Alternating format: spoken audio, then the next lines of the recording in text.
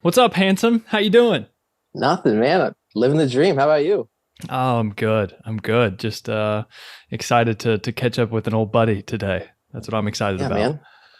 How How about how you? do Sorry, what? man. I was just gonna say, how about you living the big city life now? I know, right? Isn't that crazy? Isn't it You should just wild? be that Kentucky boy. I listen. I still definitely am. But seasons change, things change, and so Absolutely. now we're here with the girlfriend, hanging out in the Big Apple, living the dream, and hopefully we can have a good chat today. Like I told you, I wanted to just simply, for the most part, just catch up and then hopefully give a little bit of value to the people in the meantime. So how have you been? How's things on your end? Good, man. It's been a lot of changes since the last time we kind of sat down and chatted. Out in Montana now, Dude, that's but wild. it's a good time. A lot of cool stuff, but have seen the pendulum swing fitness wise for me. Kind of finally settled here in the middle, but Yeah, I'm in a good dude. spot, dude. Fill me in on that. Like what's been going on? So okay, actually real quick, before we get into details, I need to one give I'm going to give my little brief intro of just how we kind of know each other first. Sure. So Jake was my bodybuilding coach back in the day, my natural bodybuilding coach. You were my second online fitness coach that I ever had. First was Paul Revelia, and then second was you. I got lucky with actually picking good online coaches, honestly. And so Jake actually coached me. How long did you coach me? Maybe like a year and a half, 2 years or so.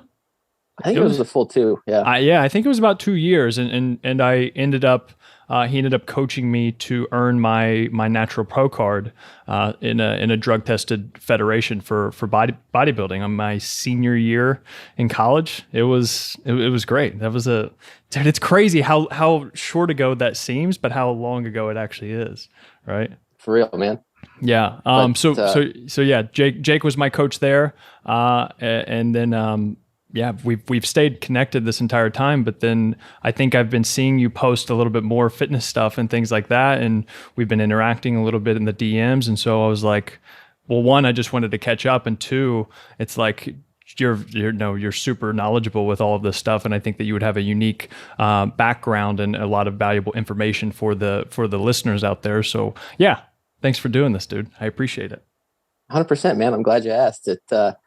Before I really kind of revamped myself IG wise on fitness stuff, I was like, man, I would love to get on Matt's podcast because our philosophies are so similar, man, and just us in general as people, like we're really like minded. So I'm looking forward to it. Dude, it's so crazy. I was telling my girlfriend right before this how much of an influence your coaching had on me. Your coaching, and then also just you as a friend, because what I was telling her, how crazy it was whenever I got my first online coaching client. So I was talking with you whenever, because I was in school, right? It was like my sophomore, junior year, and I was texting back and forth with you, and I was like, I think I'm going to give this a shot. And I remember being in my basement and working on my first training plan on Microsoft Excel for my first client, and I was like, I have no idea what the fuck I'm doing. I was like, I'm going to text Jake. And I was like, hey man, cause Jake was giving me giving me my training plans on Microsoft Excel. And so I was just like mimicking a lot of the at least the setup. I wasn't, copying the exact same plan, but as far as how you had the entire plan laid out, it's like, I just mimicked that. And so it's just, it's crazy, man. I still remember that like it was yesterday, but yeah, you played a big role in me just getting started in the online coaching game to begin with. It's awesome. It's been so fun to watch you too, man. Like I remember your first post and like you were grinding through it. I don't know how many like hater comments you would get on like, dude, like give it up. Who do you think you are? You've got 1,000 followers, whatever, to where you are now. It's It, been a lot of fun to watch, man. Thank you, dude. I appreciate it. It's more so like I say friends. It's like more like friends and acquaintances, and it's not so much like they were giving me like hardcore hater vibes or anything like that. It was more so just like that, they would just make fun of you for random things like, oh, you're gonna eat this? Like Yeah. we were out eating pizza or like we were drinking at the bar or something. They'll make comments here and there just because you see somebody start posting about fitness and stuff if they don't normally do it, and they're like, oh, that's cute, like what they're doing and stuff, and then yeah, it's interesting how things unfold, right? Yeah. show Yeah. them. But it's just no, dude. I know. It's not even that, because I knew in that moment I was like, I'm not taking it to heart. I just, for some reason, I felt like I could push through, and I think it took, people like you in my life to help me at least like have the basic setup and the confidence to get started on some of this stuff, because everything that you taught me with some of the throughout the coaching process and stuff, and just as I would ask you looking back like dumb questions, or if I was asking random things to you, you would always help me out, and that was a lot of the foundation for the stuff that I still teach to this day, because I don't, you don't learn that stuff in school, right? Like you don't learn that in dietetics classes. It's interesting though, because as you progress, like there's still a point where like you feel that, but maybe it's not friends and acquaintances, but it's like sometimes I get, I guess, anxiety. I hate to use that word because it's over talked about, but anxiety, like posting stuff, because you'll get people who are like, not that we're not evidence-based, like obviously we are, but the people that are like, hey, this meta-analysis said this, what are you saying and posting that? You're like, should I post it? Should I not? Yeah. So it's still there a little bit, Yeah, no, and that give your background on, so because like go back, I want to go back into like the strength guys days, and basically just like how did you get started in the online coaching game? Just give me the quick little recap on from then until now, kind of. Sure. So basically I was going to play college football. Through a series of injuries, I wasn't able to, and that's kind of when I dove headfirst into competitive bodybuilding.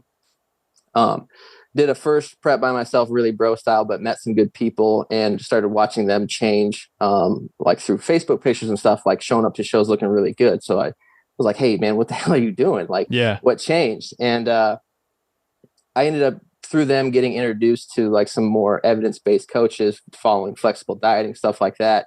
At the same time, I was going to school for exercise science and had my PT cert, was, personal training at a gym, and kind of decided that it's just not a really efficient way to do things, right? Like you can only see so many people in a day, and you so you started. Sorry to cut you off. I'm going to do that a few times throughout this. So you started out in a actual just gym. Was it like an Anytime Fitness, something like a random gym, commercial gym? Yeah, it was a big Globo gym. Sure. So I'm thankful I had my bases there, because there's some really good takeaways from one-on-one stuff. But just like from a business model, it sucks, right? Yeah, trade time for money. Yeah, exactly. And the gym takes over half your cut, essentially, too. Yeah. But so I started moving more to an online platform there, and I was having good results with my clients. And some of the guys that I had met at previous bodybuilding shows would send me a client, like a buddy here or there. Or the one situation, Travis Schmitz, he sent me his girlfriend at the time, and I was training her for some powerlifting meets, and she was doing really well. Some from my coaching and some because she was just super strong. Sure. But sure. At the time, the strength guys, which was Matt, Jansen, and then Jason, Matt left. So Jason, who was really into powerlifting, wanted more of a physique coach at the time for that side of things. And through Travis, because Travis was a client, Jason and I linked up, and we got along pretty well, and ended up working with the strength guys, which has since grown to pretty good size and is a really evidence-based coaching. Yeah. And Matt Jansen's doing pretty good too, huh? Yeah, Matt turned out all right too. Yeah. If you guys don't know who Matt Jansen is, just go look him up on Instagram, and he helps a lot of top, like the cream of the crop Olympia with the winners, Olympia competitors, and watching his growth has been super cool as well. But yeah, it carry on. I just wanted to make that note because it's been cool to watch him grow too. And Jeff Nippert also came onto the strength guys at the same time. Also roughly. insane. So, yeah. So like we're 1 degree away from all these people. But like that close. So close. But yeah, so I was physique coaching there, and that's kind of how you came into life as a client there. I think you just shot how did you end up working with TSG, man? I think it was through the strength guys. I think I found the strength guys. I think I found your all's whatever, it was probably social media or something like that, and I think I just inquired through the I don't know, the website or whatever it was at the time, and then it was kind of like they picked the coach for me. And I think it was actually between you or Jeff Nippert, and I got chosen with you, right? Or you, Jeff, and then John. John. Yes. Okay. Yeah. There you go. And then, so I got picked with you, and it was, the rest was history, right? Yeah. No, it was great, man. Cause like I said earlier, we had really similar philosophies, similar personalities. So like you can't ask for a better client coach relationship, which is a lot of fun to work with. Yeah. And like additionally, as a coach, especially somebody who works with competition prep athletes, when you get an athlete that says like, hey, I just want to like build muscle, and then like you just basically gave me the keys to the car. You're like, hey man, just take over. Yeah. Like that's perfect. Usually you get somebody that's like, hey man, I want to lose weight or get on stage at 12 weeks. And you're like, yeah, it's not happening. Dude, it was interesting because you were just kind of like, I could be your little guinea pig. You were kind of like, because I was so curious about everything, because you were super serious about your training as well, and whether it was the latest supplements or different techniques and things like that. I feel like you would I was interested, and so I would ask, but also you would be like, hey, you should try this out, and I think to this day, one of the reasons why my training programs are so successful is because I had you as a coach. And it's because, like, I understand, of course, program design and things like that, but your programs were the fucking shit, right? They were so much fun. And like, I was, it's just like the saying, whenever you do have an online coach, you know how it feels if after 4 weeks you get a new program and you're just ready. It's like Christmas time, right? You're getting a new program, and with your program design, it was always just like, it was killer. What's funny is I still look back at some of those training programs today, and I'm like, this would murder me today, because I don't get anywhere close to where it is now. But a lot of the fun intensity techniques, or even just like the wave loading or certain random things, I still mimic that in my coaching today. Dude, I remember one specifically. Greg Knuckles had published an article dealing with like volume. Yes. And I was like, I put together all these things. This is not coaching advice to anybody listening, but I took all these things that like Greg had deemed that were optimal, and I like put it all together into one program. And I was like, let's see if Matt can withstand this. And my God. You took it on, man. Dude, it was like the death plan, basically. It was just, dude, I remember that, because it was like, oh my gosh, that was such a fun training program too, because it was like, dude, I was doing bench like 6 times a week or something. Like it was insane, but it was so fun. It was great. I do remember that though. Yeah, that was a good time. But that's kind of how I got into the coaching game. I ended up leaving the strength guys to do my own thing. Working with competition prep and general population athletes. I was working for a supplement company at the time, and I herniated a couple of discs in my back pretty significantly.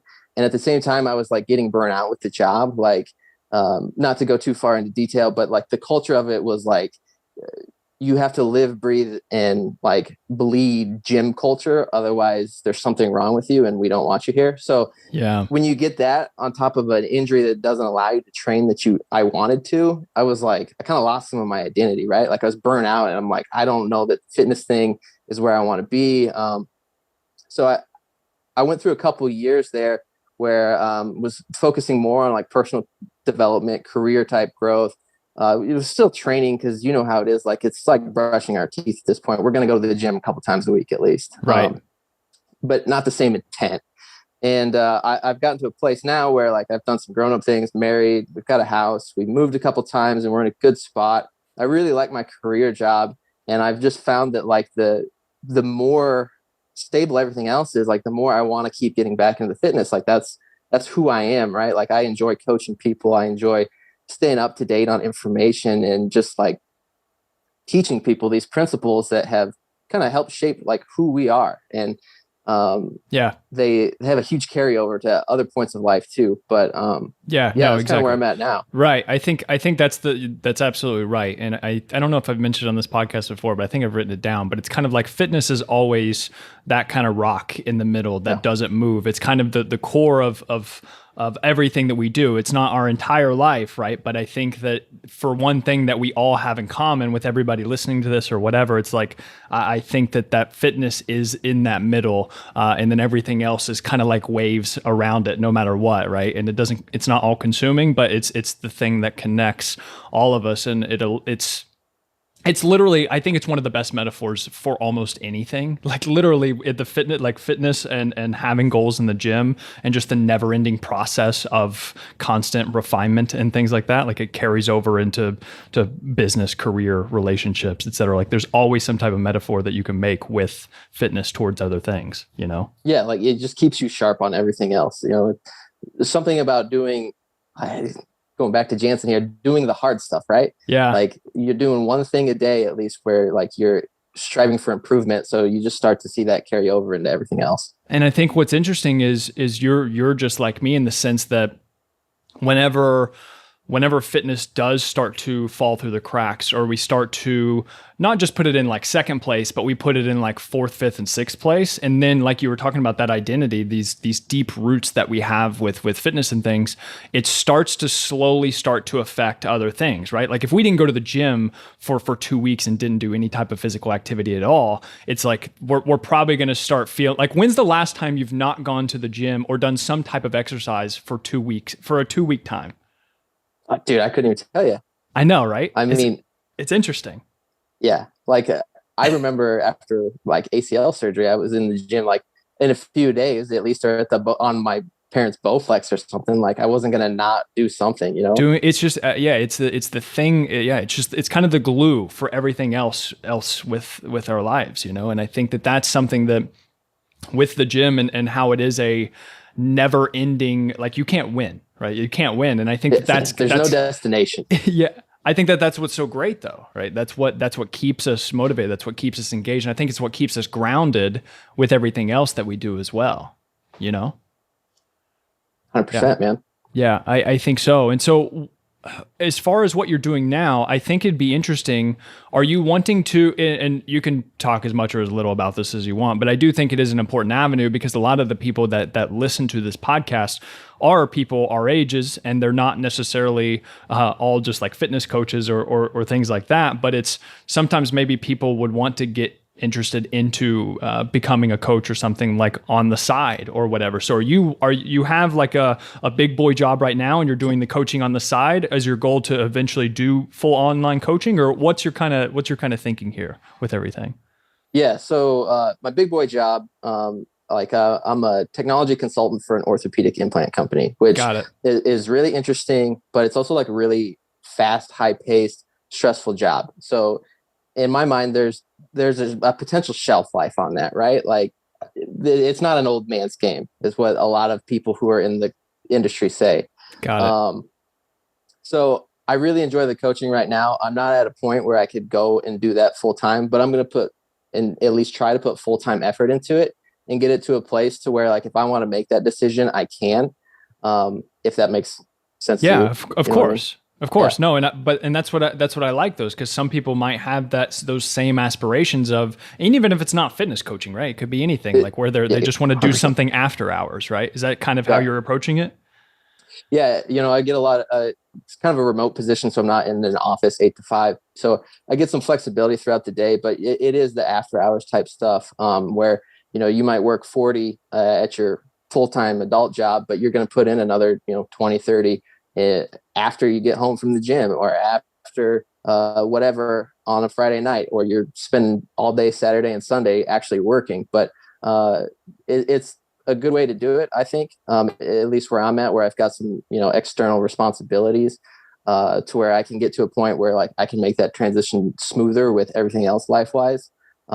Looking back, I think if I would have gone at it full charge straight out of college, kind of like you did, that would have been the way to go. But everybody's got a different route, Here's the hard question. Do you regret that? Like, do you regret it? And like, do you wish, again, go into this as much as you want to or not, but like, do you have regrets there, and would you do anything differently? It's hard to say regrets, because the things that I have learned through life experience, I feel like have made me an exponentially better coach. Like there's kind of some sales aspects to my current job, and I travel for it, to where I can relate to a lot of like adult problems way more than I ever could before, because I never, it was like, dude, I don't get what you're saying, because I've never been in that situation. Right. So I wouldn't say I regret it. Like it's just been a different path for me. And there's been a lot of valuable lessons to it that I can apply. And, I've learned a lot more about different contexts of situations and how to apply the principles that I know into that and still make the damn thing work. Yeah, as you guys can tell, we have some similarities with the stuff that we preach. Because I 100% agree. Like it's so interesting you say that, because I think the way that I've experienced that is more so just doing a lot of listening with my clients and things. And as far as experience goes, that's how I've cut, because I've had very few real jobs, like big boy jobs, my entire life. And so I hate that term, because what you do as a full-time coach, like if you run your own damn business, that's a big boy job. But sure, yeah. I get what you're saying. It's just, yeah, it's weird. But as far as like relating to certain things, I get that relatability through the people that I work with. Whenever they're like, hey, my boss is bringing in pizza tomorrow. Like, what do I do? Like, or this is happening, or this is happening. And it's just kind of, over time, I've collected a few different tools to put in my toolbox whenever those certain things come up. And it's just like, you've lived it, right? And so you may even know the feelings specifically whenever you come home from a long day of work and you're like, fuck, I still got to go squat today or something, you know? Yeah, absolutely. Or like, one thing I never made the correlation to before, like it was like somebody was like, hey man, I've got like a board meeting, lunch or dinner, or like, and I'm like, it's not that hard to like take Tupperware with you, right? Until you've been the guy that is going into that like executive meeting and you're like, there's no fucking way I'm walking in there like the meathead of the group with my gallon jug of water and my Tupperware, like, hey, what's up, guys? Yeah. No, it's just not happening. No, fuck that guy. Yeah, you don't want to be that person. And yeah, right. So it's just like, it's not only, that's the thing. It's like, sure, you can tell the person, hey, suck it up and just get it done. And it's like, I could get it done, but how do we make this, the term that I use sometimes, and that I think I'm definitely going to write about more in the future, it's called stealth dieting. And it's basically dieting without letting anybody know that you're dieting. And I think that you don't do that by putting a big target on your chest by carrying in Tupperware and a gallon of water, right? Absolutely. Yeah. I've actually, like, I don't know that I'm ever going to get on stage again as a competitive bodybuilder, but part of me wants to like do another prep with the whole goal of being like, nobody knows that I'm in prep. Ooh, that would be interesting. That would be a great thing to document. Well, I guess people would know if you document it. Well, the people around me at least, because like a lot of people are like, hey, you still doing that fitness thing? You know what I mean? It's like, well, yes, I still work out. Yeah, no, that's an interesting segue to some of the stuff that we were mentioning that we wanted to kind of touch on with this podcast. And we wanted to talk, Jake really wanted to talk about more so on the male side, but I think that people can definitely relate to this on both. But since we're both males, I think we probably have the best experience talking about this type of stuff. But you talked about male insecurities and body dysmorphia, like after their prep. And so I want to relate this also to, so after contest prep is over, make sure everybody gets up to date on the bodybuilding lingo here from these two vets here, right? But so after their contest prep is over, so we get super lean for this competition, and then the competition ends, and then it's like, okay, now we gain a bunch of weight, we get fatter, we had this important goal and that consumed all of our life, and then now we kind of have those post-show blues where now we don't have any set goal or anything like that. We're heavier than we were, and it's kind of like, okay, now I am insecure in things. So it's just like, yeah, do you want to touch on maybe your experience with that, or what other people that you've worked with have maybe talked about as well? Yeah. So to kind of preface it all, like getting contest lean, number one, isn't like just beach lean, right? This is significantly leaner. This is controlled starvation, yes, if you will. Yeah. And it can be a really glass shattering thing for people. So it's not something that we as coaches want to like take lightly when we're encouraging a client to do it or we're handling it, right? Because once you see yourself in the leanest that you will literally ever be, not a sustainable lean, like you will always compare yourself to that person. Yeah. It does not matter how long, like how much time goes through there. You're still going to look at yourself in the mirror and be like, shit, man, Not contest ready. Dude, it's just like the people though, again, sorry to cut you off. It's just like the people that played high school sports or college sports and just like where they quote unquote like let themselves go. They just think about their past self and like, damn, I looked so good 5 years ago or something, you know? Yeah, absolutely. But it's a real thing, and like the whole self-love movement has been great, but you dudes are not in on that. Right. Like you don't see guys talking about like, hey, love yourself, bro. Yeah, and not that it's not important, but it's just as Right. far as it being Socially accepted, I guess. I yeah, don't yeah, know. yeah. There's a different word that I'm trying to think of here, but yeah, no, guys aren't more forthcoming about that type of stuff, right? Right. Yeah, we don't want to show any like insecurity. Weakness, bro.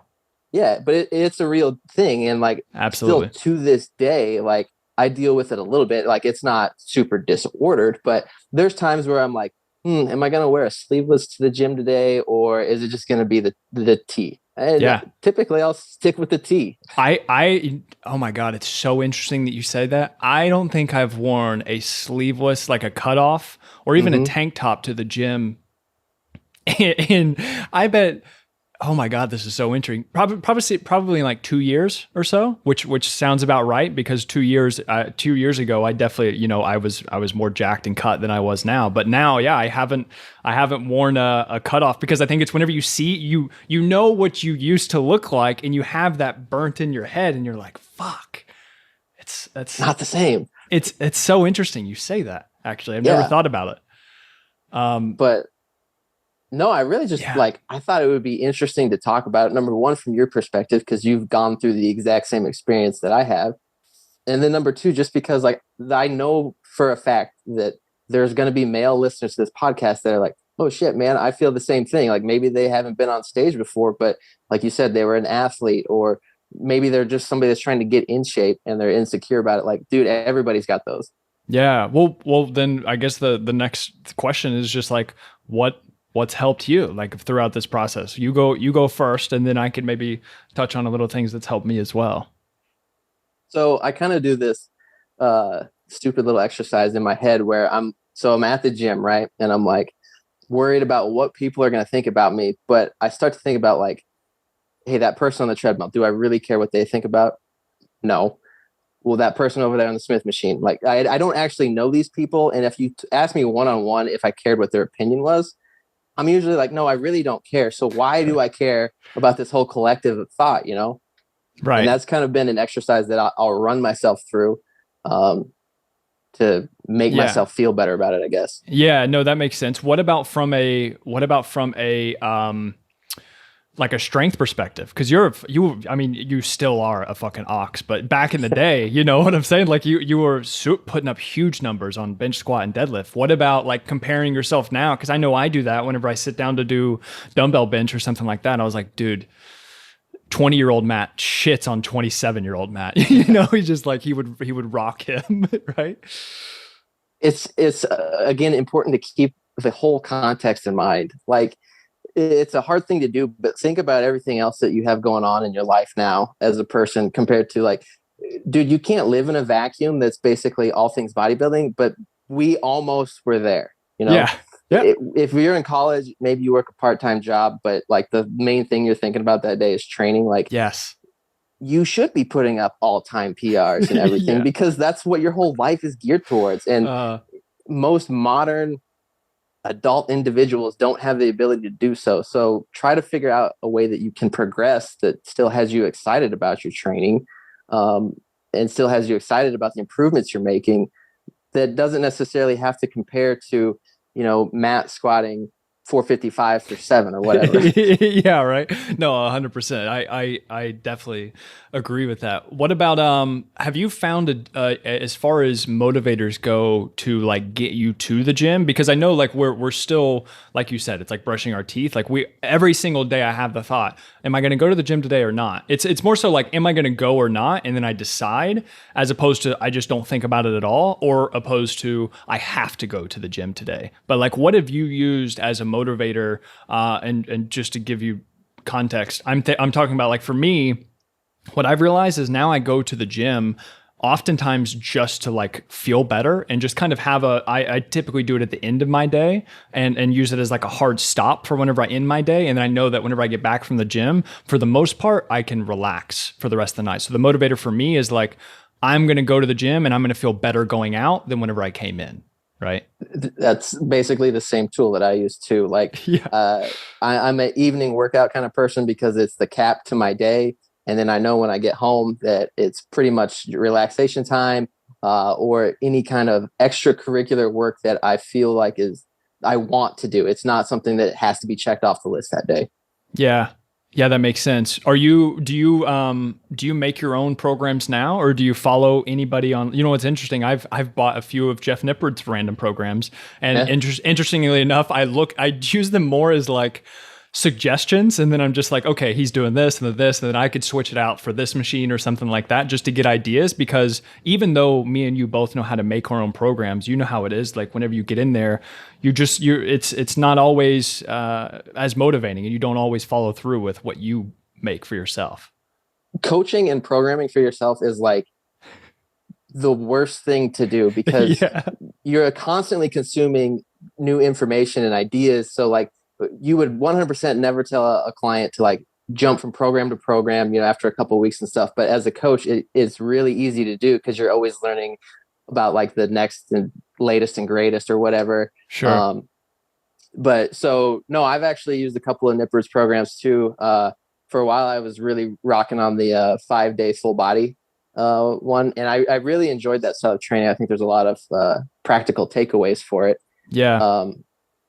Just with the flexibility and being able to plug in play with volume from day to day, or like if you can't make it to the gym that day, no sweat, we can just tack on a little more the next day because it's not like you've missed your back day for that week, Right. Have you gotten into cardio at all? Like have you gotten into any type of like running, or I know you like hiking and shit because it's beautiful out there, right?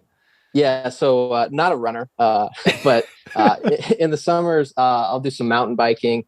We do a lot of hiking. Falls, I do like I'll do some Joe Rogan style archery hunting, if you will. And then winters, we didn't as much this year with COVID stuff, but we like to ski too. So that's kind of my cardio. So I'm not a super day to day type cardio, but in the summers it's like we'll go for a 10-14 mile hike on the weekend. Yeah. How did you with COVID and everything? Did you guys have lockdowns for a while as far as like being able to go to the gym and you had to do home workouts for a while? So we did, but we were in an apartment at the time.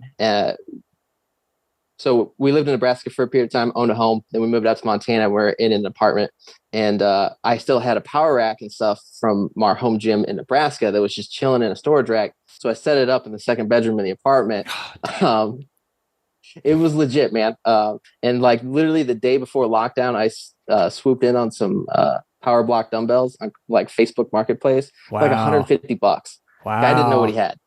Dude, no. You could add another zero to that, and Yeah. some people would probably pay it in the middle of the lockdown, right? But so Yeah. that wasn't too big of a hang up for us.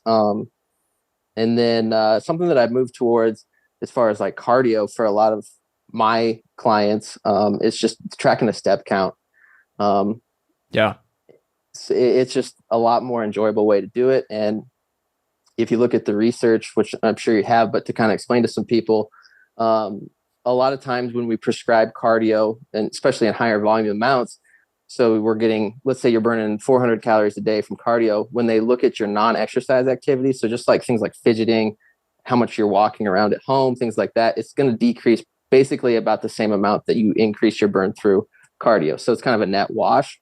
Right. So if we just track your daily activity, we can still get some cardio in, whether you want to be on the treadmill, elliptical bike, or you just want to go for a walk with your dog. It's kind of the same principle. Mm-hmm. So basically trying to fight against your body's natural inclination or evolutionary mechanisms to decrease activity whenever. Yeah, exactly. Down regulate activity. Yeah, no, that's interesting. I was thinking with the with the home gyms is I just found how well. So here in my apartment in New York, there was not room for a power rack. So I've got about like 3 bands over in my bag, and that was my full arsenal of equipment. And from somebody who, you know, of course, like I love using dumbbells, machines, et cetera, et cetera. It's like to go to bands, it was really making me put my money where my mouth was as far as like coaching my clients and talking that, like trying to motivate them to do it whenever I was just trying to fucking motivate myself to do it, you know?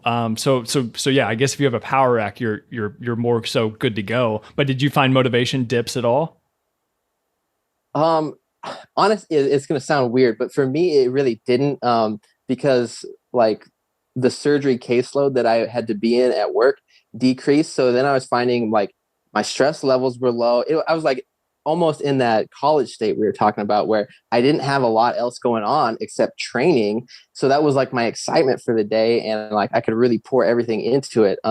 So I know it was a really unfortunate event for a lot of people, but like the quarantine lockdown was actually kind of enjoyable time for me, at least training wise. Yeah, that's funny you say that because I feel like I had a few clients. I have one guy now actually who did that, and he what's it called? He had a gym membership, and then he ended up buying some like dumbbells and stuff, just a basic little setup in his house, and he's actually found that he's been more motivated, and he's actually been enjoying it and been able to get to the gym more frequently with a home gym. So that, I guess, yeah, that does make a little bit of sense there. Home gyms can go one of two ways for a lot of people. Uh, People that are either like they love it, it's all they want to do, or they just hang clothes on it. Yeah, dude, that's what I'm trying to think whenever I get older, if I have a house and things, I think a home gym, of course, assuming, yeah, I've got the space and can afford it and everything, I would love to get a really badass home gym. I feel like that's one thing. See, I go back and forth because it's like, I want my own home gym, but I also like the one thing that I realized with the pandemic is I like to actually have the gym as an event to go somewhere, right? Like, especially from someone who works from home all the time, always, like pre-pandemic, Yeah. going to the gym, I realized, like I said, it gives me that hard stop and it allows me to actually go and do something. But whenever it was just like, I just go in the bedroom and start my workout, you know? It's like the compartmentalizing these things. Like, you can still compartmentalize, like, okay, that space over there is for the gym and then this space is more for working, but it's just not the same as It's a little anticlimactic. yeah, that's exactly right. It's a little bit different than jamming music on the way over to the gym and actually getting excited and kind of turning your brain off and then getting into it. So yeah, hopefully I've that's what I'm saying. In the future, I'm going back and forth, and maybe I could do both, I guess, but have the home gym and then also have an actual gym membership as well. That's kind of what we do right now. And the reason I like it, like probably 90% of my workouts are at the gym, but having the bare essentials at home at least allows you a little extra flexibility in there too. With like, if you don't have time because of travel or whatnot going on, you can still hit something that day. Like, you can go do some squats and overhead press or whatever, and cool, you got it done that day. You didn't have to take the extra 30 minutes of commute time or whatever. Right. So it adds a little flexibility in there for you. Yeah, that makes sense. What about nutrition wise? Are you still tracking things, or do you basically eyeball stuff, or are you saying fuck it entirely, or what's the deal on your end? Well, you like, do you ever like not fully track once you've tracked for a while? Yeah, But right. no, so for the last couple of years I had been just mostly like protein and calories. I It's a little funked up, but like, there's something about me that like, I just feel better when I can see the numbers for the day. Even if it's like I don't stress if I'm not at a certain range or a certain number. I just like to see the data for whatever reason. Like if that means I ate the whole skillet cookie or whatever, like, I don't care. I still want to see the numbers. Yeah, Um, interesting. I see. but I understand that. Yeah. I don't know. I guess it gives me the information to feel better about it. Like, It's kind of confirmation. yeah, exactly. Yeah. But no, like, I mean, I'm not stressing things down to the exact gram on a scale. Like, at this point, like, we know what 5 ounces of meat looks like or whatever. Right. So Right. it's easy to make those calls. Whenever you go to, this is a question I do. It's always interesting. Yeah. Cause I like to try and figure out things that coaches may do without even realizing what they do. Cause I realize it's Hmm. what I've done. And it's how I've tried to distill a lot of my information, is because I realize there's certain things that I do throughout the day. And this is where the idea of the stealth dieting came from, is because I realized if there was a certain event that came up, or if I was just thrown into a certain environment where I didn't plan ahead for the meal or anything like that, I was able to just in my head, I was like, okay, this morning I had maybe a Yeah. lighter breakfast. So then I balanced out my calories there. And so I know for this meal, and even in the breakfast, maybe it was like, it was a little bit higher in fat. So I know, okay, so it's probably a good idea at this dinner to balance things out with having, I'm not going to go too crazy on the fatty foods. I'm going to go higher carb, higher protein, just making these little adjustments as you go throughout the day. I'm intrigued by your decision-making process as you go throughout the day whenever something random comes up, or dealing with going to some type of event or something. So I'm a huge, like, personally, I tend to backload a lot of my calories, which I think probably comes from just those last like few legs of prep, right? Where you're like, I can handle being hungry throughout the day, but I'm not going to sleep if I'm hungry. So, Yes. uh, and it's a great tactic too, I find, for people that are going to be more in that professional space where the things can come up, right? Somebody could bring something in that they want to take part of, or they could have a meeting that goes a little long, and they're like, hey, let's just bring in sandwiches or something like that. Like, situations like that happen. Um, and if you want to be the stealth dieter, I love that term. Uh, Yeah.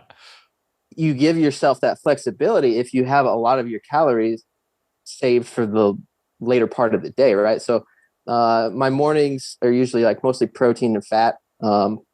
Lunch is going to be a little bit more balanced, and then pre-workout and post-workout meals are going to be a little heavier carbs. But that's kind of the way that I've liked to set it up, and I find it gives me a lot of flexibility throughout the day. Or like if I'm running late and I decide I want to go grab something to eat somewhere, you've got more calories saved up because typically your eating out options are going to be a little more dense, you know? Yeah. It's kind of like, because often what I typically tell people is that the first two meals of the day, for me at least, almost always stays the same, right? And like you said, they are somewhat lighter. My breakfast is really light. It's typically just like a protein shake, honestly. Maybe protein shake and some fruit or something. And Yeah. then that could be it, just something minimal, because like I'm working throughout the day and I don't want to have a huge breakfast. And since I work out in the evening, it's not a big deal either. So I kind of have, I hit my protein in the morning, and then for lunch, I'll have like a deli meat sandwich or something like that. Still nothing too crazy or whatever, but then that gives me a big buffer throughout the rest of the night where things are typically a little bit more up in the air. And I use those first two meals to just keep consistent and every single day. So it takes away any willpower or anything like that. And then for dinner, I give myself variety. So whatever I want for dinner, typically, like that's kind of how I go about it. And then I actually also eat before bed, but whatever I have for dinner predicts how big or small and how much fat or low fat that ending meal has. You know what I'm saying? Yeah, that's almost the exact same way that I set it up too. Like We're on to the something here. I know that dinner being the free meal or like the unplanned meal. That's exactly how I do it, because I've got the most time at that. Like because I'm back from the gym or whatever, so I'm relaxing. I've got time if I want to make food or whatever. Like, it's just nice to have some flexibility with that. Yeah. No, that's yeah. I I found that. also Go ahead. Go oh, ahead. go Go ahead. ahead. No, no, I no. was gonna Go. say also, like, so because I'm on the road a little bit from day to day with my job.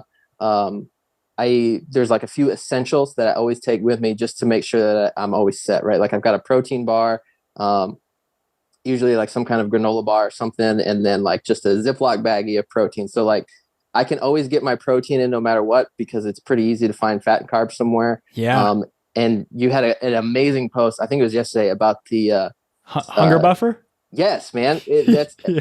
100% true. Like, I've never heard Yeah. anybody talk about it, but that's exactly what I do with Yes. it. Right? Yeah. Like, if I get stuck in surgeries for longer than I think I'm going to be, if I can just eat a protein bar, like in between one, like, I'm good, man. I can make it to the next meal. I'll be all right. But if you want to go like, and you have to go 5 unplanned hours between meals, you're going to Yes. like sort of binge at that next meal probably. Right. or Yeah. eat whatever the hell's the first thing you see. The likelihood is increased, right? Your willpower Yeah. has to be crazy, right? To actually make a good decision whenever you're hungry. It's like impossible. If you're starving, you're just like, fuck it, give me all the food. I don't care, just give me the food.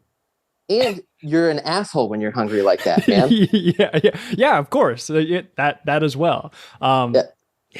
It's so interesting, and I think that you can't, or not that you can't, but I think that our backgrounds really help us with this because we have gone to the extremes. I think it's good for people to go to the extremes sometimes to at least get a taste of it, get obsessive for a little period of time, especially whenever it comes to nutrition and things like this, life skills that you can use forever. It's like, really track hard. And of course, I'm not encouraging disordered eating or any of that shit, right? Of course, I'm not doing that. But I'm right. But I'm saying it's just like, but tracking meticulously everything you put in your mouth for several months is probably going to pay off so much in the long run, clearly, because there's certain things that me and you do that we wouldn't have probably been able to do unless we had that first.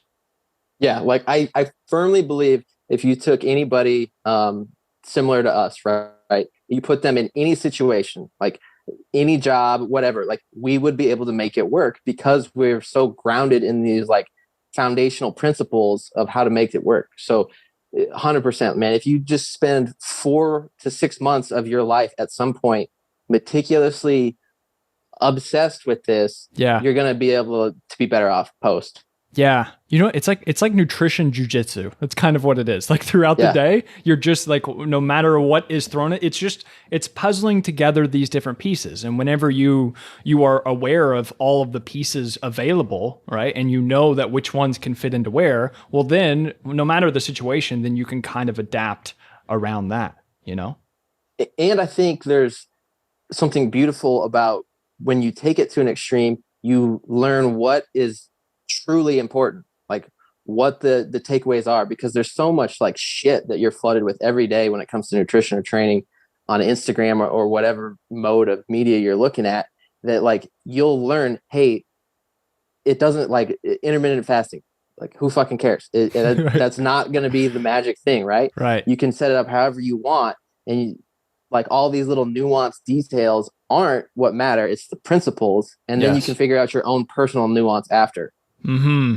It's literally like it's first principles thinking with nutrition, like you can do the same thing with exercise as well. Cause it's like if I give you a barbell and plates, it can be different than if I give you a set of dumbbells. And then it can also be different if I give you a set of bands, right? Like, how to, no matter the equipment that I lay in front of you, you're going to be able to, knowing program design and knowing what things are most important, you're going to be able to put together a pretty good workout plan and even if you don't have any equipment at all, even with your body weight, because then you know the movements, right? And so it's just like, I think that it pays off to get obsessive about this stuff, to listen, to podcasts and things about this, to try and get most of the basics down, so that, you can use these tools whenever you need them. Right? So here's a good question for you. Oh, let's hear it. Because it's never been a better time to be an online coach, in my opinion, but it's probably never been harder to figure out like who to take information from, right? Yes. So what are some of your like filters that you would encourage people go through when they're deciding, hey, this is a source of information that's actually viable? Yeah. I love this question because it's something that I have asked quite a few other people as well. And I think that the first one, if it's somebody that I don't know whatsoever, first who are they as a person? Like, how are they as a person as far as, do they seem like an asshole or not? I think that is genuinely very important, right? Like, are they an asshole or not? I think that's going to be huge, because then I just know, or maybe they're an asshole, but then they've gotten the credibility boost from other people in the industry that I also trust. And then it's just like, okay, they're an asshole, but their information is quality. Then it's like, okay, then maybe I can kind of, I can listen to Michael Jackson's music without putting Michael Jackson up on the pedestal. You know what I'm saying? Yeah. Or whatever, like I can distinguish the music from the person itself. So I think that's one of them. And I think you also have to look at, are they selling something, right? Is it for a like, if they're talking about this certain method, I think it was Spencer Nadolsky, Dr. Nadolsky, who put it on his story the other day. He put up like 7 diet books all next to each other. He said, if you listen to every single one of these diet books, you wouldn't be able to eat anything.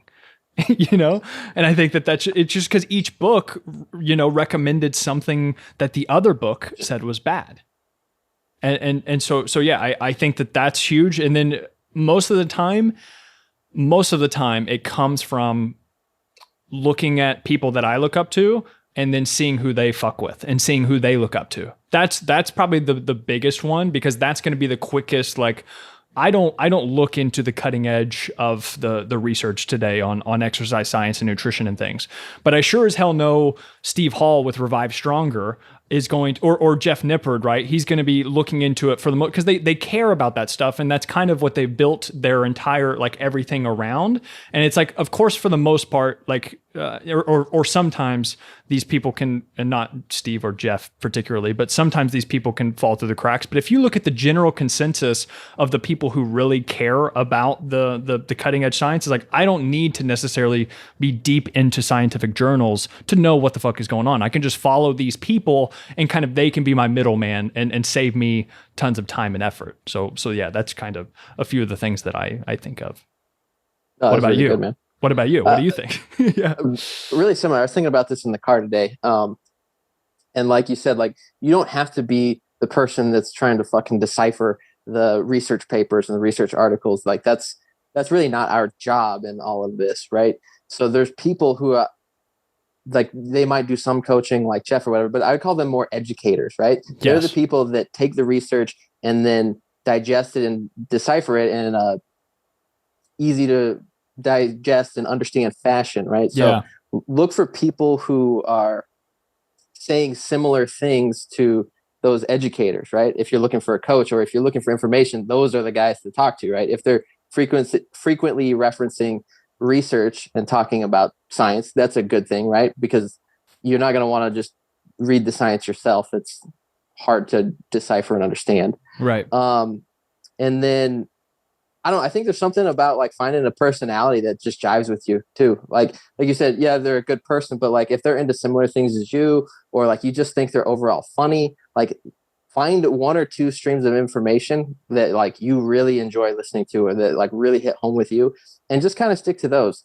Not to say you can't look into others, but you're going to get information overload and kind of wind up in a paralysis by analysis type situation if you just turn the floodgates on to every information source. Yeah, I think I put this on. I think I wrote about this one time. I said to find, I don't know, it's like, find 1 to 3 people that you, like, really trust, and then stick with them, and just literally just listen to what they say. And they're probably going to get you 90% of the way there. And sure, maybe 10% could be up for debate, but if you can follow what they say for the 90%, it's like, just following those 1 to 3 people, it's going to get you so far. Whereas if you, like you said, you turn on the fire hose, you listen to everybody, and there's so many differing opinions, it's like, then you're just going to end up spinning your wheels, probably. Yeah. No, 100%. Yeah, that's what I think. Interesting. Yeah, I do think that's something that people need to consider more often, and I like going over those things. Critical thinking in general. Critical thinking's good, you know. Oh shit! I just realized it is. So we've almost been going an hour here. Let's go ahead. We'll go ahead and wrap this up.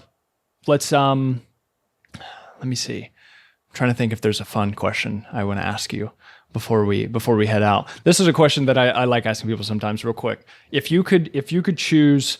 This is so fucking random. If you could choose any other career, and if you could have any type of skill set, you could be any particular height, you could have an amazing singing voice, you could be even more handsome than you already are, right? You could be super fast, whatever it is. If you could choose any other career, what do you think that you would choose? So, like, I dabble in photography a little bit, but there's just something that, like, being like an adventure photographer or something, where these guys are going out and taking crazy landscape shots, or going along with guys that are hunting or things like that. I just feel like that would be badass. Yeah. Getting to see everything, do all the experience different cultures. I don't know. There's just something about that seems like an ideal situation. Yeah, I 100% agree. There's something very satisfying whenever you see a really good picture that's framed a certain way, and that is also of nature in particular, because it's just such a primal feeling. You see these things, and if it's really fucking detailed or something, it's almost like stunning. Like it almost takes you back, right? Yeah. Like if you see really good photography of things like that, it like makes you feel a certain way. It like takes you to a certain place. It's fucking cool. Yeah. Yeah. I like that. Photographer. What about you? Good deal. So mine would be, I've asked this question a few times. Mine would be a stand-up comedian. I would be in the Joe Rogan circle. I would be a stand-up comic. I would be a podcaster. I would be in their group. But I think that there's probably few better and just hearing all of the other stand-ups talk about it and things, there has to be few better feelings than, crushing on stage. If you have a whole, like, think of even, Kevin Hart or these people just have these huge arenas. You know what I'm saying? Just all these people, and they're just like laughing at your jokes. Like you're one person, and you're literally just telling jokes. You're just a storyteller, and all these people are like you're making. Not only like is it cool from like you being in front of a bunch of people, but you're also making them laugh. Like you're making them happier in the process. And I think that would just be incredible. Do you think you could do it? If I put my mind to it, I think I could be okay. I don't think that I could, I don't think I'm going to be hanging on Joe Rogan's podcast anytime soon. But I have thought about it. I wouldn't say that I would never maybe give it a try. But it would be intimidating as fuck, because I couldn't. Public speaking already is hard, but actually trying to go up there and get people to laugh, and then responding to the situation if they don't laugh, like that just sounds. Ugh. Yeah, you want to talk about worst case scenario? Yeah, man, this sounds rough. But cool. All right, dude. Let's. Where can, if people want to learn more about you and your services and things, where can they find out more about you? For sure. So Instagram is at Jacob Trout. It's TROUT 2, just the number 2. And currently my coaching services are through a company called Train with Weights. That's WAITS. So you can find that Instagram at Train with Weights as well. Beautiful. And I will link that stuff in the show notes. And so you guys can check that out. And go ahead. Selfless plug for my own podcast that I'm starting to work on. Training Talk. I've got 2 episodes out. Yes. Yeah. Going to be trying to get a few more out too. Basically all things training and nutrition, individualized nuance, that type of stuff. So really, really good stuff to kind of feed off of this podcast, which is obviously more than fitness. But if you're into just the fitness, that's where to find it. Yeah. No, I remember seeing that, and I was like, fuck yeah. I was like, I'm sure that'll be great. Cause I know clearly, as you guys can tell, your shit. And I know that you get off on that type of stuff. I feel like you're like the mad scientist with the gym stuff. And that's why your training programs and stuff were so fun. So it'll be great to kind of distill some of that for people. So yeah, definitely check that out. I can link all of that stuff in the description. But Jake, this was wonderful, dude. Thanks for coming on, man. Loved it, man.